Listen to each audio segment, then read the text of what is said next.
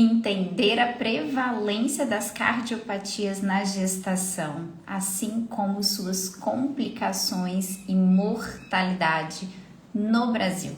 Esses eram os objetivos do estudo Rebeca, que é um registro brasileiro de cardiopatia e gravidez. E é sobre isso que a gente vai falar um pouco hoje. Seja muito bem-vindo. Eu sou a doutora Natália Patez, sou cardiologista com foco na cardiologia na gestação.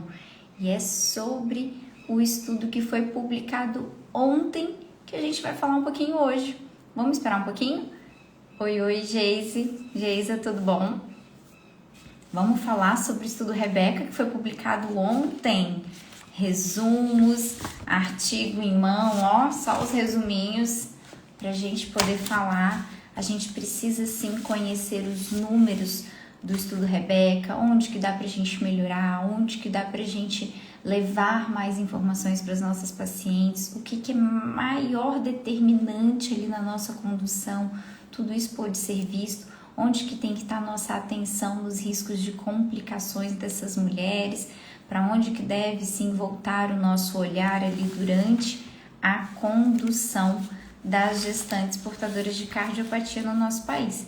E sim, a gente tem números relacionados a um país em desenvolvimento, né, subdesenvolvido, mas com uma melhora importante ali, a gente está querendo se aproximar já de países desenvolvidos.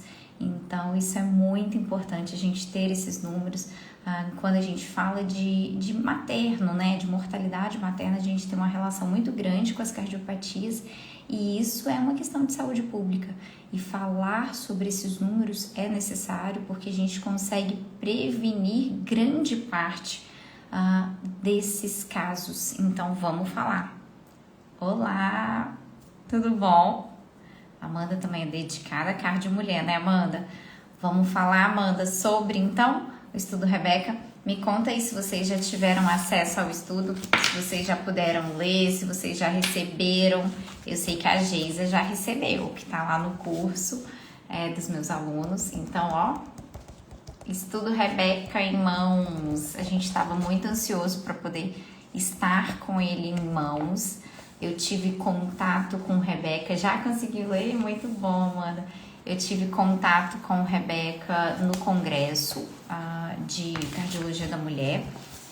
Então lá foi apresentado tudo, os dados estavam lá pra gente poder ver e a gente estava só esperando, né, sair. Logo durante o congresso ali eu já fiz um resumo de tudo que foi falado. Foi uma sessão inteira só sobre Rebeca, então eu já fui fazendo meus resuminhos.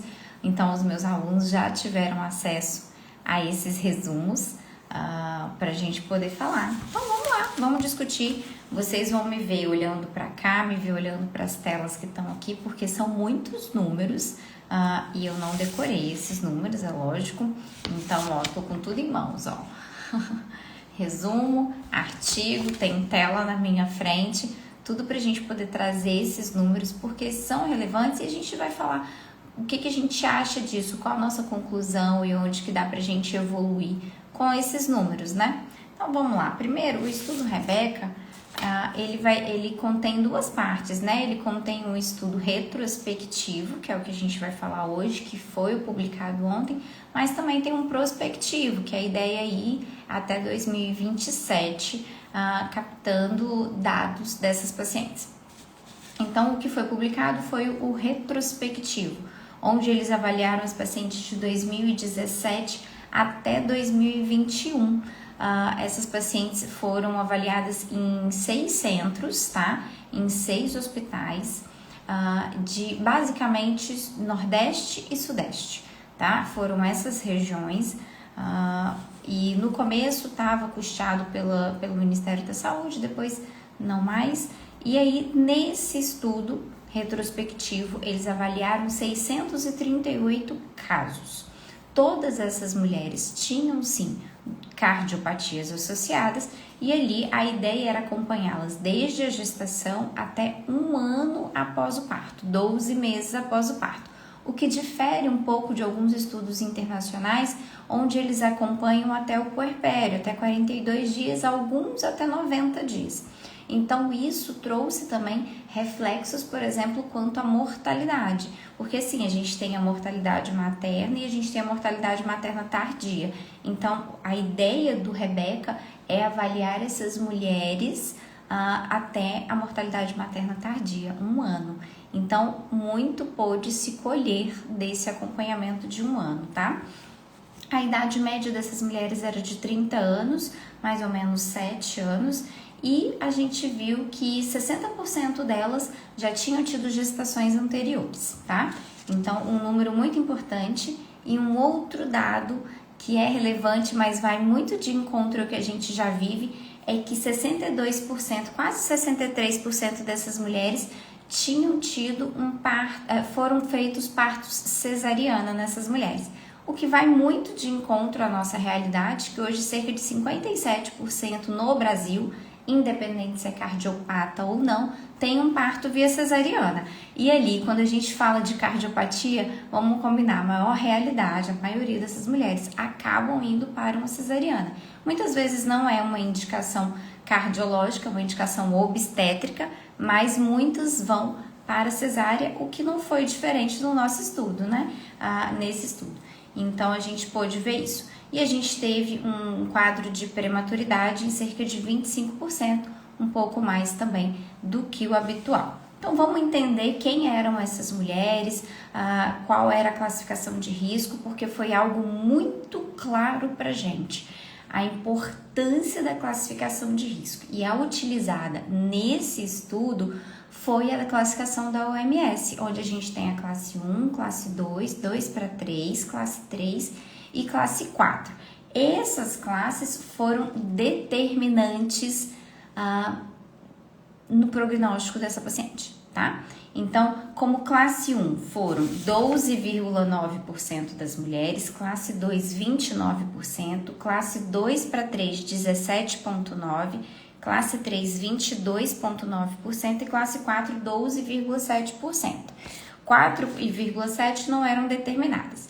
Mas a gente vai discutir mais lá na frente, a gente vai ver o quão importante é determinar a classificação de risco dessas pacientes. Então a gente precisa falar mais sobre isso. Eu já falei isso para vocês, eu tiro por mim. Na minha época, onde eu fazia residência, por exemplo, de cardiologia, a gente nem falava da classificação de risco da OMS. Só quando eu realmente fui me dedicar aos estudos de cardiologia na mulher que eu vi que isso existia.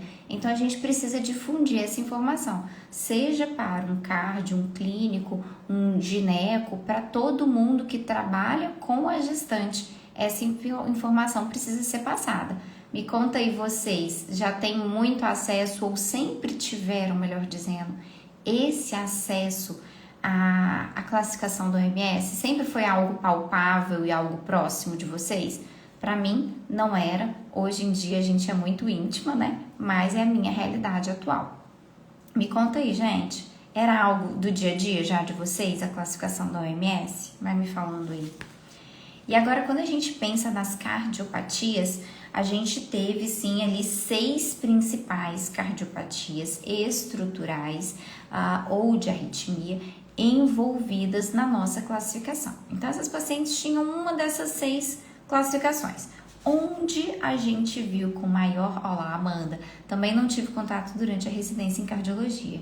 É isso aí. E a gente precisa falar sobre, né, Amanda? A gente precisa difundir esse conhecimento, porque é muito importante. E aí, quando a gente vai falar das 6 classificações, das 6 possibilidades de cardiopatia que foram avaliadas, a gente tem em primeiro lugar, adivinhem? Ainda somos um país subdesenvolvido. Em primeiro lugar, a gente tem as doenças valvares, tá? A doença valvar teve maior prevalência e ali a gente teve 37,8% dos casos. Depois veio a congênita, onde a gente está indo ali de encontro aos países desenvolvidos e a diferença foi muito pequenininha, tá? A congênita esteve presente em 35,7% das pacientes. E aí depois vieram as arritmias com 14,7%, depois as cardiomiopatias, depois a doença isquêmica e depois as doenças da aorta.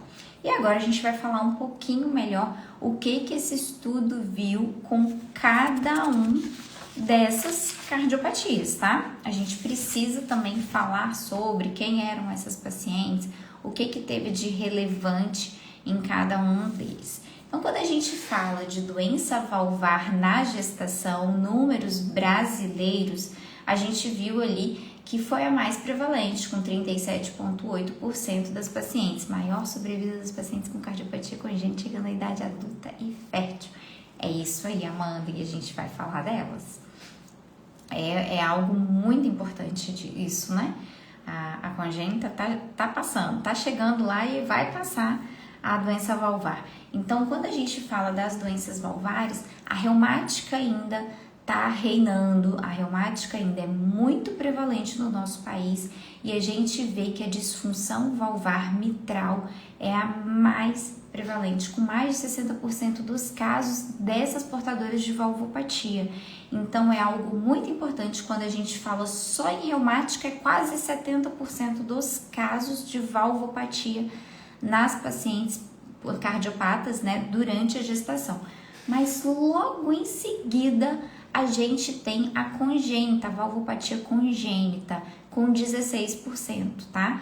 Então é algo muito relevante porque a gente já vai fazer o link disso com a cardiopatia congênita.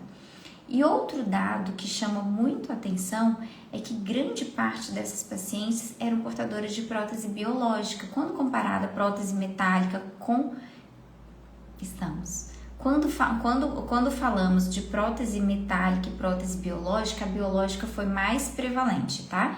Mas isso não quer dizer que a prótese biológica ela vai evitar com que essa mulher tenha complicações. O que a gente precisa estar atento em portadoras de prótese são as disfunções valvares. Se ela é metálica ou se ela é biológica, é aí que tem que estar a nossa atenção. Claro que a metálica tem o agravante da anticoagulação, mas também não adianta eu ter uma biológica com uma disfunção. É aí que está morando o grande quê da questão.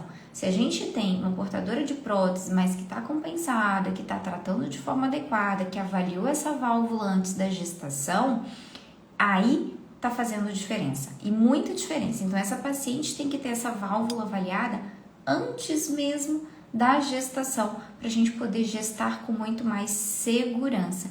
E sim, estamos falhando na profilaxia da valvopatia reumática e isso é muito grave.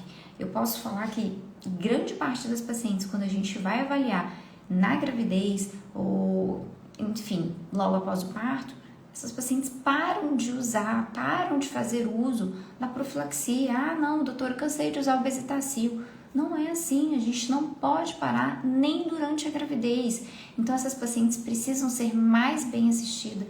A gente precisa frisar com mais veemência a necessidade da profilaxia dessas valvopatias reumáticas.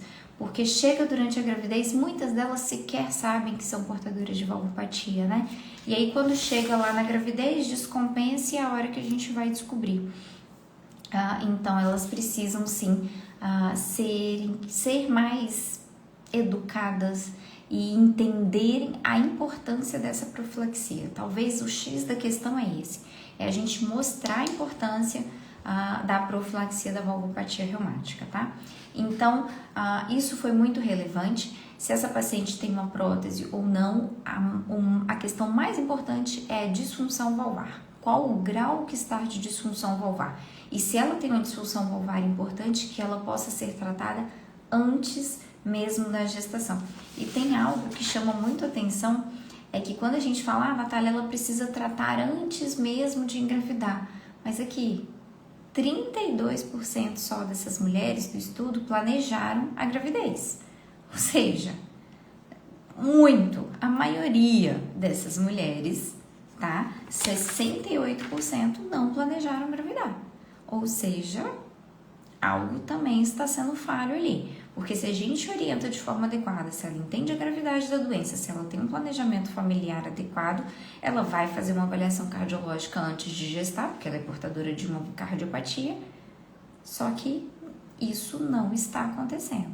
Então, a gente precisa frisar mais isso, tá? Agora, vamos falar de congênita? Então, de válvula isso, ainda é a mais prevalente, a valvopatia reumática ainda está lá na frente e com a válvula mitral mais acometida, tá? E o mais importante de tudo isso é a gente avaliar disfunção valvar. Se é metálica, se é mitral, a questão toda ficou na questão da disfunção valvar. Se tem uma disfunção valvar, a gente precisa tratar de preferência antes da gravidez, ok? Vamos falar sobre cardiopatia congênita agora? Ficou em segundo lugar, a diferença foi muito pequenininha, ficou com 35,7% e a valvopatia 37,8%. Então, 2% só de diferença ali. E isso, quando a gente pega um estudo retrospectivo que foi feito em 1990 das cardiopatias no país, a gente viu uma incidência de 19%, né, de congênita, e agora foi para 35%. Isso está mostrando algo muito importante. A congênita está chegando à idade de gestar, ou seja, elas estão sendo mais bem tratadas, elas estão tendo a cirurgia no momento certo, o acompanhamento adequado, e elas chegam lindamente querendo gestar e podendo gestar, tá? E isso é muito importante para a gente como saúde pública também. Quer dizer que a nossa saúde pública está elevando também, está melhorando, porque isso são dados importantes de países desenvolvidos. Nos países desenvolvidos, a gente vê menos cardiopatia reumática e mais congênita. Aqui no Brasil, a gente ainda está vendo um pouquinho mais de valvopatia do que congênita, mas a diferença está muito pequena. E aí mora uma questão importante desse estudo. Quando a gente avalia as valvopatias, 16% delas são causadas por uma doença congênita. Então, se eu pegar as cardiopatias congênitas que foram avaliadas, shunts, lesões combinadas, tetralogia, cardiopatias complexas, defeito do septo atrioventricular, se eu pegar isso junto com as valvopatias congênitas, eu consigo ultrapassar as doenças valvares. Então, isso é sim muito significativo. A gente está vendo que as portadoras de congênita estão engravidando e elas conseguem ter uma gestação linda, com baixo risco de complicações, que também é muito importante. Então, a gente está vendo sim uma transição epidemiológica agora, a gente está começando a visualizar isso de uma forma muito palpável. Isso é muito bonito de ver. E a gente vê também as portadoras de cardiopatia complexas engravidando e tendo uma gestação saudável. Então, essas mulheres, será que uma questão aí é que, como elas são portadoras de uma cardiopatia, claro, que o tratamento evoluiu e tudo mais, mas talvez sejam mulheres com uma orientação desde muito nova, né, sobre o planejamento familiar, sobre a importância do acompanhamento antes de engravidar. Eu mesma tenho algumas pacientes portadoras de congênita e que elas fazem hoje a avaliação antes da gestação, sabe? Doutor, eu tenho essa doença, eu posso engravidar? O que eu preciso fazer? Então, a gente consegue fazer todo o planejamento familiar para depois engravidar. E isso faz com que a gente tenha uma gestação muito mais segura, muito mais saudável, tanto para a mãe quanto para o bebê. Então, isso é muito importante e é isso que a gente está vendo agora, essa transição epidemiológica. Eu tenho certeza que daqui a uns anos a congênita vai ultrapassar as doenças valvares, tá? Quando a gente fala de arritmias, as arritmias supraventriculares ainda são mais prevalentes e a gente consegue controlá-las durante a gestação, seja por medicamentos, seja pela evolução da eletrofisiologia. Então, a gente tem essas possibilidades, tá? E a gente também vê que quando ela está associado à lesão, à alteração estrutural, né, a lesão estrutural cardíaca, ela se torna uma segunda complicação mais importante. Mas quando ela não tem essa alteração estrutural, a gente consegue conduzi-lo com muito mais segurança e sem tanta complicação, tá? Mas se a gente associa uma alteração estrutural, aí a gente vai sim aumentar as possibilidades de complicações dessas mulheres. Quando a gente fala das cardiomiopatias, a prevalência foi de 11%, mais ou menos 11,3%. A dilatada é a mais prevalente. Dentre a dilatada, a gente tem a idiopática e a periparto, tá? E as cardiomiopatias não tiveram uma evolução tão favorável, tá? A mortalidade é de quase 7%, 6,8%. Então, quando a gente vê essa classificação funcional dessa paciente mais avançado logo no início da gestação, a gente vê maior possibilidade de complicações. E quando a gente fala das cardiomiopatias como um todo, a gente teve uma chance de complicações, um número de complicações de 70%. Então, o número de complicações é altíssimo dentre as portadoras de cardiomiopatia. Algo que a gente precisa estar muito alerta, ou seja, é aquela paciente que a gente precisa acompanhar muito de perto. Se ela tem uma cardiopatia, cardiomiopatia dilatada principalmente, essa paciente precisa ser vista. Ela precisa ser acompanhada de perto, medicações otimizadas e a gestação acompanhada se disfunção importante, se sintomas importantes, muitas vezes a paciente precisa estar internada para a gente acompanhar. Então, é uma doença grave. Durante a gestação, grande parte dessas mulheres descompensam, tá? Então, muita atenção às cardiomiopatias, tá bom? Quando a gente fala de isquêmica, o que chama mais atenção é que a gente vê que a idade média das mulheres que evoluiu com alguma cardiopatia isquêmica é maior do que a basal do nosso estudo. Quando a gente fala da idade média do estudo como um todo, foi de 30 anos. Agora, quando a gente fala das portadoras de cardiopatia isquêmica, já foi para 37 anos. E é a tendência que a gente está vendo todos os dias no consultório. Gestações cada vez mais tardias. Quer dizer que não podem engravidar? Não. Quer dizer que a gente tem números e falando sim que os riscos aumentam ali durante a gestação. E muita atenção à prematuridade desses bebês, porque são tratamentos agudos e podem estar relacionados ali com maior índice de prematuridade. E, por último, mas não menos perigosa, as doenças de aorta. Ainda bem que a prevalência é muito pequenininha, porque a mortalidade é muito alta. A mortalidade das pacientes portadoras de doenças de aorta, seja Marfan, algumas doenças genéticas, chegou a mais de 14%.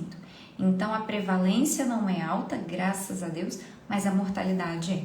Então, essas pacientes muitas vezes têm que passar por algum procedimento de urgência, por conta dos aneurismas de aorta, dissecção e tudo mais, e é um grupo extremamente grave. Me conta aí, gente, até agora, deu para ir entendendo o que está no estudo? Preciso voltar em alguma coisa? Preciso falar algum número diferente que vocês ainda não pegaram? Já me conta aí, tá? Porque a ideia aqui, lembre-se sempre, das nossas lives é a gente descomplicar a cardiologia na gestação. É essa a missão.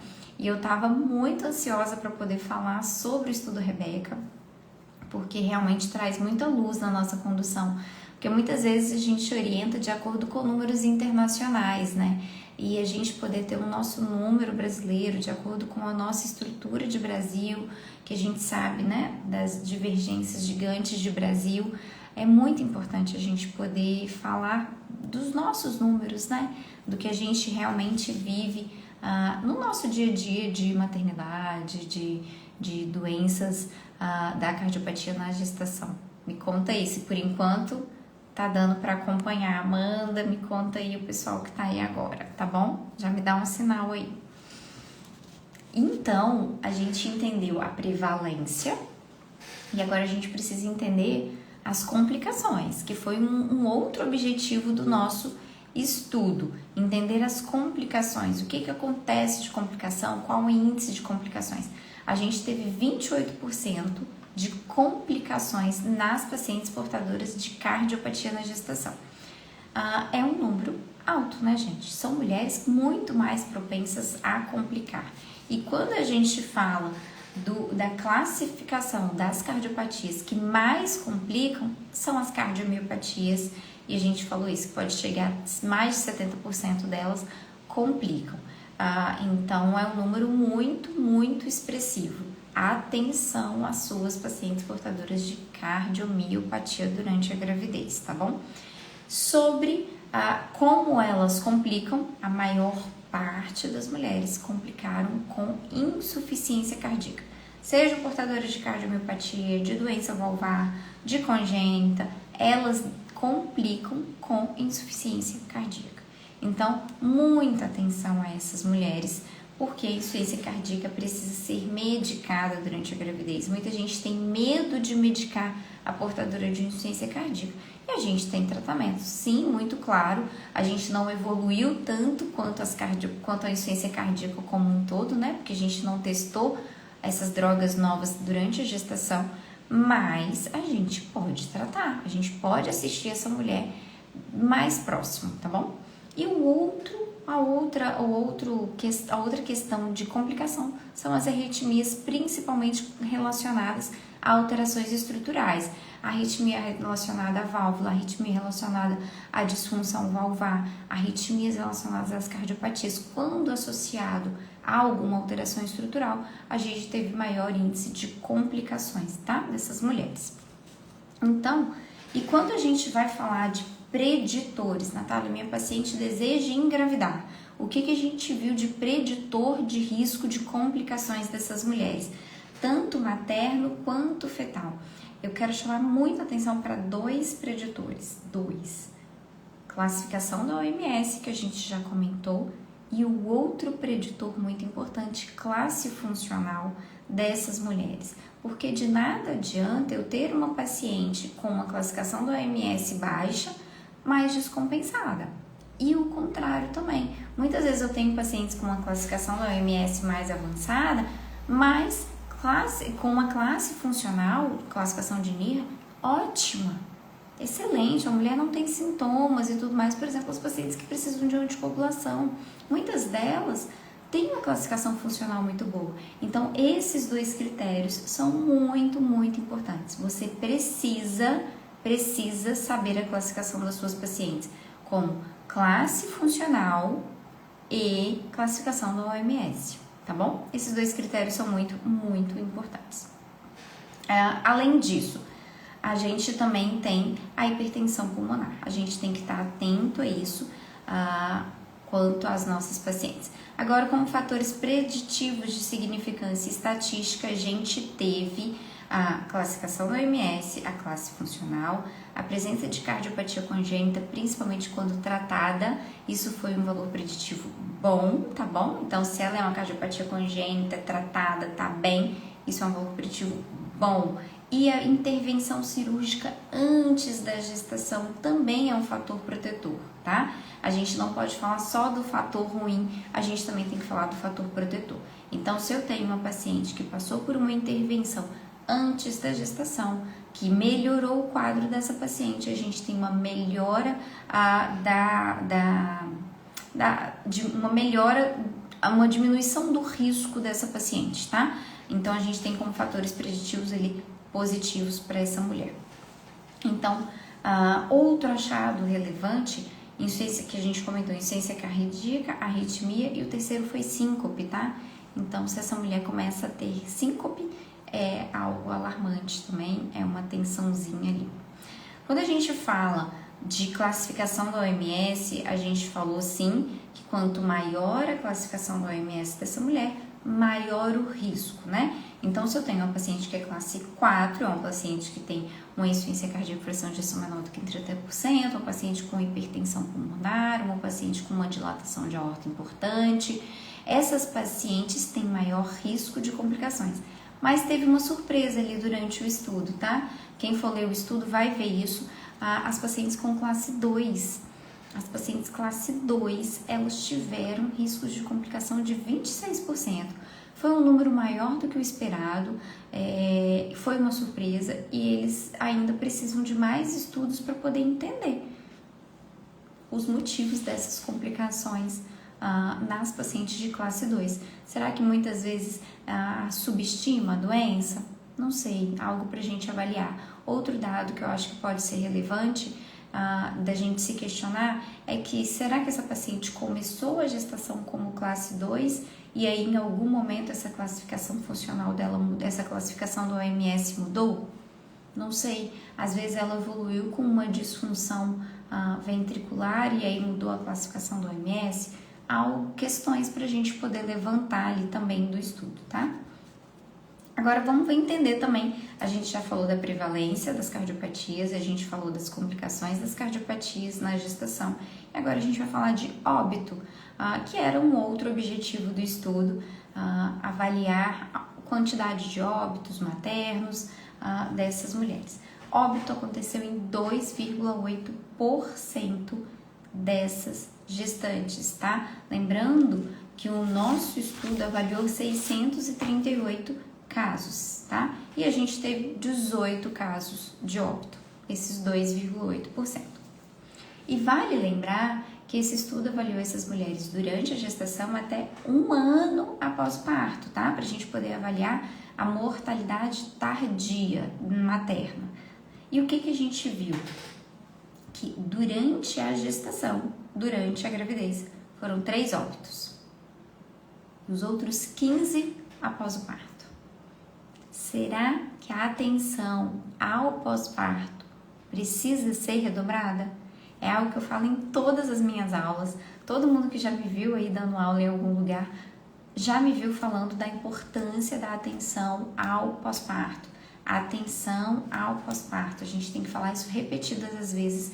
Essa mulher no pós-parto tem maior índice de mortalidade materna. E quando a gente fala de puerpério, foram 5 casos, e do puerpério, os 42 dias, foram 10 casos. E da mortalidade materna avançada, 5 casos. Então, dos 15 casos, 10 foram nos primeiros 42 dias pós-parto. 10. Grande parte dessa mortalidade, mais de 55%, aconteceu no puerpério. Então, a gente precisa ter muita atenção a essas mulheres, tá bom? Mas eu preciso lembrar que o nosso estudo é retrospectivo, ele avaliou de 2017 até 2021. Nesse meio tempo a gente teve pandemia, a gente teve Covid ali no meio. E aí, como a gente teve Covid, 4 casos tinham relato de ter Covid, não necessariamente o óbito causado pela Covid, mas foram pacientes acometidas pela Covid também, tá bom? Vamos ver então, esses foram os números de óbito. Quanto a complicações dos bebês, a gente comentou que prematuridade foi em 25%, óbito fetal também teve uma taxa pequenininha, mas o que eu quero lembrar para vocês como conclusão então do nosso estudo, algo que a gente precisa levar e refletir realmente, tá? As doenças valvares ainda predominam, ainda tem maior prevalência, mas a gente está vivendo sim uma transição epidemiológica, onde a gente está vendo um aumento das cardiopatias congênitas e provavelmente a gente vai ultrapassar a congênita, provavelmente vai ultrapassar as doenças valvares. Lembrando que se a gente juntar ali a valvar congênita mais as outras cardiopatias congênitas, a gente ultrapassa as doenças valvares. Mas ainda não foi isso que a gente concluiu nesse estudo. Ainda as valvares são mais prevalentes, mas a gente está vendo que as portadoras de cardiopatia congênita estão gestando cada vez mais. Isso é lindo de ver e é uma melhora epidemiológica muito boa para a gente, indo ao encontro com os níveis, com os estudos de países desenvolvidos, tá bom? Então, a gente também precisa lembrar que quando elas gestam a cardiopatia congênita, normalmente essas pacientes têm uma ótima condução, são pacientes orientadas desde o princípio, e a gente consegue conduzir com muito mais segurança. E a gente tem que lembrar sobre os fatores protetores dessa gestação em uma portadora de cardiopatia, que são as pacientes que tiveram procedimentos antes da gestação, tá? Essas intervenções, elas mostraram como um fator protetor a gravidez. Ou seja, se você tem uma paciente que tem uma disfunção valvar ou algum procedimento precisa ser feito, de preferência que faça antes da gravidez, tá bom? E a gente tem sim os fatores de maior risco, que são a classificação da OMS, quanto mais avançada, maior o risco, e a classificação funcional da paciente. Quanto maior o nível de classe funcional dela, é uma paciente que cansa aos mínimos esforços, a possibilidade de complicações é muito maior do que uma paciente que tem uma classe funcional 1. Então, isso precisa ser avaliado, tá bom? E muita atenção. A insuficiência cardíaca nessas mulheres é o principal fator de complicação. As cardiomiopatias dilatadas são as doenças que mais complicam. Então, as pacientes portadoras de insuficiência cardíaca ou prévia ou que desenvolvem durante a gravidez precisam de uma atenção redobrada. E uma outra atenção que a gente merece falar aqui é sobre o planejamento familiar.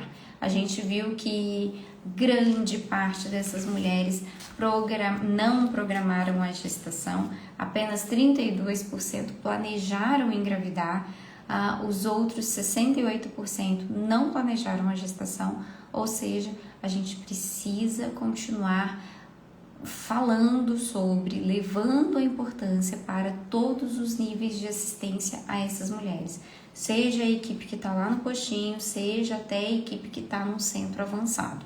Falar sobre o planejamento familiar é fundamental e a gente tem ali como aliado o nosso fator protetor, né? Que são as mulheres que foram tratadas antes da gravidez. Essas mulheres tiveram um desempenho durante a gestação muito melhor.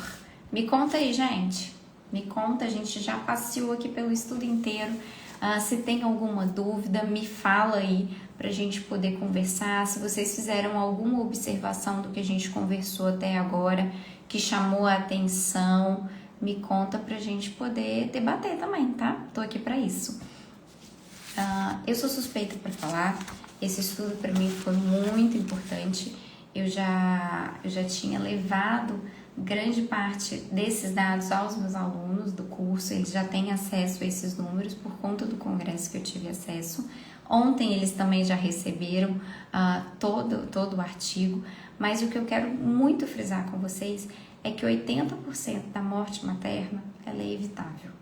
E se ela é evitável, cabe a nós entendermos o que está acontecendo e vermos onde dá para a gente poder ajustar, onde dá para a gente melhorar, para a gente poder levar mais vidas e reduzir os números de mortalidade materna, que no nosso país ainda são altos e a gente tem um trabalho muito longo pela frente para a gente poder reduzir esses números, tá bom? E aqui a gente está realmente plantando uma sementinha para difundir o conhecimento, para a gente poder salvar vidas, tá bom?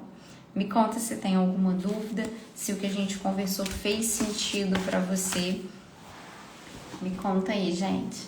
Caso você tenha alguma dúvida do que a gente falou até agora, pode me chamar no direct. Se você quiser ter acesso também à publicação, Natália, eu não vi ainda, me manda ali no direct que eu vou ter um prazer em poder te responder também, te mandar a publicação que saiu ontem e a gente já tá aqui falando fresquinho sobre isso. Oi, doutora, boa noite, tenho 40 anos, tenho muita vontade de engravidar, tenho problema na válvula mitral, tenho depressão, tomo remédio, será que ainda posso engravidar? O mais importante nesse momento é você ser avaliada quanto a essa valvopatia, sabe? É o que a gente conversou aqui, os números mostram que se essas valvopatias podem ser tratadas antes de gestar, melhor, tá bom? Não é proibitivo a gestação nesses casos, mas essa mulher precisa ser avaliada antes da gravidez. Quanto à idade, a gente está vendo que essas mulheres, as mulheres no geral estão engravidando cada vez mais tarde.